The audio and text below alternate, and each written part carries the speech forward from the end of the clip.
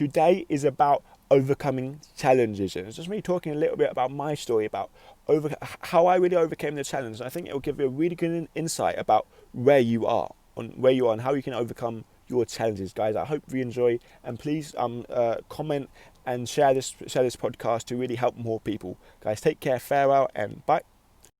Hey guys, I hope we're doing alright. Today I want to talk about how to overcome obstacles, and I want to share a bit from basically my experience of how I found how to overcome obstacles. Because as I've been doing a lot more coaching and speaking to people, a big correlation seems to be they go through the school environment of, I don't know, it could be just normal school, or it could be college, it could be university, and then, or it could be some sort of apprenticeship, and then they leave their sort of school environment and go out into the real world.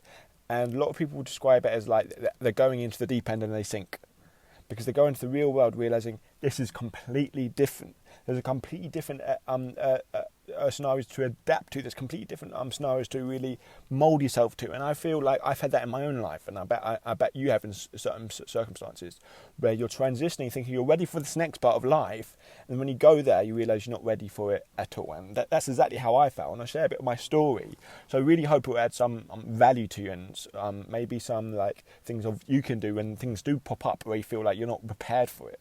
Because I remember, like, when I was at my sixth form, when I was in my dyslexic school, I was there from year 3 all the way to year 11. Now, I started that school so nervous, so shy. My best friend for a year and a half was a wall. My best game was a game called Wall Ball. And I stayed at the school for like 8 years, what felt my whole life. I didn't really know anything else, and I didn't have any friends from anywhere else. And it was like basically sort of seeing the same kids, seeing the same teachers, 25 teachers, 50 kids, same buildings, same lessons, and this time after time after time. At the start it was great, because it was over the first couple of years, it was rebuilding my confidence, making me able to express myself, making me feel comfortable, making me be able to sort of like be myself. And then as we go through the time, I remember coming to the end, it was like around like the second to last year and the last year, I started to get very, very bored. Because what I realised, I was stuck in my comfort zone for too long. I was never pushed. I was never made to do different things. I was never I never had to step up outside my comfort zone. And I got really bored. And then when sixth form came up, about basically leaving school from year 11 and moving on, to be honest, I was quite excited. I was quite excited because in the school, I was basically the high year. It was a primary school, and it changed from a primary school to a primary and secondary school. And my year was like the first year to go into secondary school, do the exams, and we're kind of the guinea pig year. But as it is, as you're the oldest in the school and that sort of stuff, you kind of feel comfortable, like feel like you're the big fish for so long, as it were. So I felt like, yeah, it'll be easy, it'll be a breeze for me to do all these different things. And oh boy, was I wrong. But when I got there, I felt so excited to go there, to meet new people and have new experiences. And like I really wanted, I think like internally, I wanted just to feel normal, to feel like I was experiencing the real world for once. And when I was there, I remember being so excited. And this excitement lasted for about 3 hours when I was in that place. Because after 3 hours, I remember realizing I don't know their name. I don't know, I forgot their name. They said their name, I forgot it. Everyone else is remembering their name. Everyone else is having laughs and doing these jokes. I don't know how to do that. I haven't been doing that. And then I was like, and then I was like getting out to different classes in the school. I was like, wait, where are we going? And they all knew where they're going. I was like, what? I don't get this. I still didn't get it after 2 years of being there, how to navigate around the school. And then even in lessons, even forget about lessons. I didn't have a clue what was going on with a class of 30 kids. Didn't have a clue at all. And it was like, oh, this is so scary. And then I realised I didn't know how to interact with people. And then I started getting really, really shy and really, really nervous. And then before long, I wasn't speaking to people. Because when I did speak to people, I was nervous. And then I would have a stutter, because I used to have a really bad stutter when I was younger. And then also, ahead of that, I had a speech impediment. It means I sounded out certain words really incorrectly. And so people making fun of me for my speech impediment, I had to stutter, people make fun of me from that. It wasn't a massive thing, it wasn't like proper, but it was just like, you know what I mean? It was like what kids do. That's what I would say anyway. And I was going through all that and I was hating it. I was properly hating it. Because I feel like at home wasn't good and going to school wasn't good at all. And I remember like feeling one day on the bus home, feeling like my face used to physically hurt because I never used to smile. And I was just feeling these things over again. And then I remember one day I was at home, I was really upset, there was no one in the house, and I started crying to myself saying, this cannot be it. This cannot be it for the rest of my life. And I was like, okay, I made a decision in myself, because I was having so much pain at that point about how I was living life, to be more confident. So I committed to myself to watch confidence videos on YouTube. I would get there, basically I did boxing at the time, I'd get home quite late and watch boxing videos on YouTube on my iPad.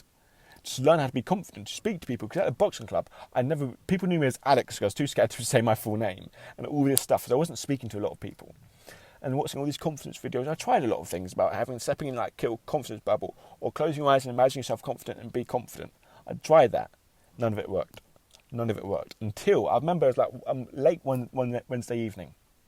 Dark outside, like stormy. I think it was in winter or something.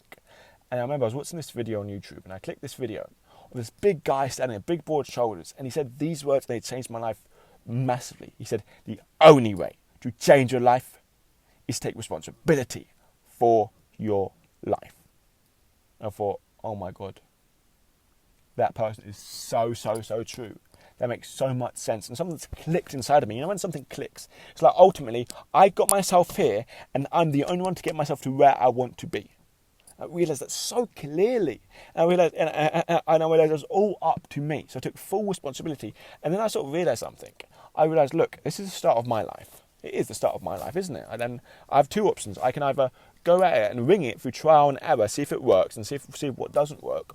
Or I can learn from people who has lived life a lot longer than me, and a lot more, and worked out life at a lot more successful level than I have, and they're teaching people how life works. I want to learn from these people. And I got obsessed, especially the guy standing there saying the words to me. His name was Tony Robbins. I got obsessed with him. I got obsessed with other people. And I started doing something. So I started getting up at 3 a.m. in the morning, doing these crazy things. And then guess what happened?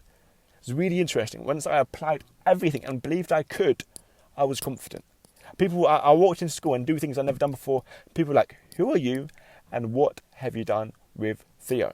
And I was feeling so amazing. I was like, this is it. I'm living my dream. I was improved my confidence. I improved my fitness. I was getting to different other areas I was passionate in. I was passionate into like personal training. I was learning loads on that.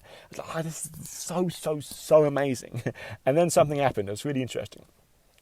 Something happened. I won't go into the story in detail, but that I felt like I was on top of everything. I felt like I could do anything I wanted. And then, out of nowhere, the school said to me, you have to do a GCSE English. And I thought, what? No way, that's impossible. I can't do that. But then, as time went on, I used things I learned about taking responsibility, and then it's an amazing experience, guys. And the reason I'm saying this story, and the reason I want to go into it real quick, is because I really feel that when we go through life, sometimes we can feel hopeless, can't we? Sometimes we can feel like there's no solution. But as what I'm doing when I'm coaching people, when I'm talking to people, I always feel like, look, the solution is out there. People have dealt with the same situation as you, and has had a solution. So the solution is out there, and it is possible. But it's only up to you to get there. I can't help you. No one else can help you. Yes, we can give you some tips, and yes, we can sort of like guide you on the path somewhat. But it's you have to take the actions. It's you have to do the things to actually make that right, to make that true, to make that thing a reality. And that's what I realised at the end of this big journey. I was like, I improved my English. I improved these so many things. And I think what I really realised is that, look, it's not what you have that counts. It's not the severity of dyslexia. It's not all the help that matters. It's what you do with what you have that counts. Because what I realised is that I dramatically improved my English in 1 year, having little to no help, compared to having 8 years having the best help in the world. And how I can describe this is, it's all down to you. It is all down to you.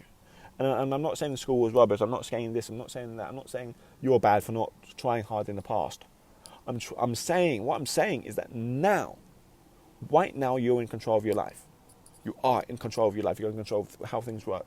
And it's just about taking responsibility for that fact that you are in control of your life. And don't want to be some person that shouts this down your throat, but it's true.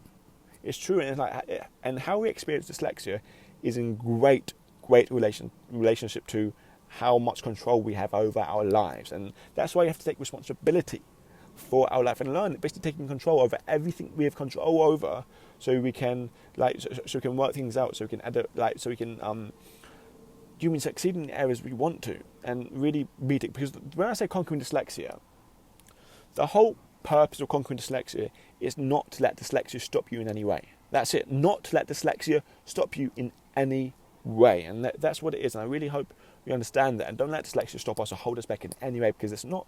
The dyslexia is different in the brain processing. So anyway, guys, I hope you enjoyed this. Take care. Farewell and bye. So the big question is this: how can dyslexics like us create a place, a community, a tribe where people at any stage of life can come and solve any challenge, amplify their strengths, and ultimately help them become who they were meant to be, or in other words, conquer their dyslexia?